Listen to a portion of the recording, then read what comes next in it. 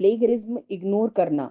Research scholar बनने के बाद एक बहुत ही क्रिटिकल प्रॉब्लम आती है, प्लेगरिज्म इग्नोर करना।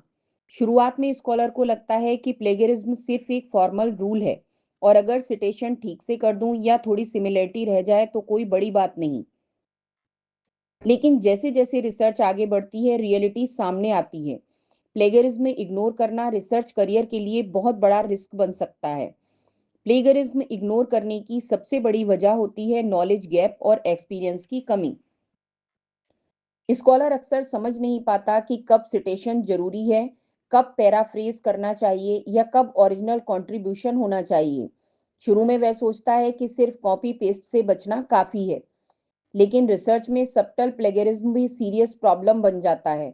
कई बार स्कॉलर लिटरेचर रिव्यू में पेपर्स पढ़ते हुए सिमिलर सेंटेंसेस या आइडियाज अननोनली अपने नोट्स में लिख लेता है और फिर वही कंटेंट फाइनल थीसिस या पेपर में यूज कर देता है।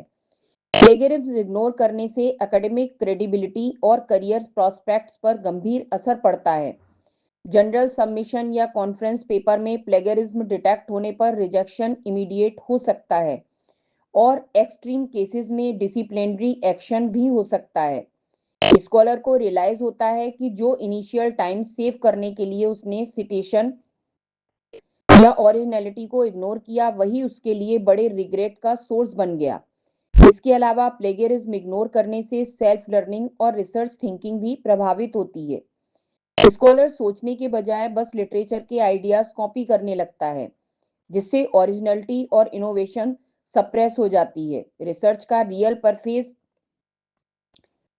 का रियल पर्पस नए आइडियाज और क्रिटिकल थिंकिंग डेवलप करना कंप्रोमाइज हो जाता है। अंत में स्कॉलर को समझ आता है कि प्लेगरिज्म सिर्फ एक रूल नहीं है, बल्कि रिसर्च की एथिक्स, क्रेडिबिलिटी और पर्सनल ग्रोथ से डायरेक्टली जुड़ा हुआ है। इसे इग्नोर करना शॉर्ट टर्म में आसान लगता है, लेकिन लॉन्ग टर्म में यह कैरियर और रिसर्च क्वालिटी के लिए बहुत बड़ा नुकसान बन जाता है। यही वजह है कि सक्सेसफुल स्कॉलर्स प्लेगरिज्म से बचने के लिए प्रॉपर सिटेशन, पैराफ्रेजिंग और ओरिजिनलिटी की हैबिट डेवलप करते हैं और इसे किसी भी हालत में इग्नोर नहीं करते।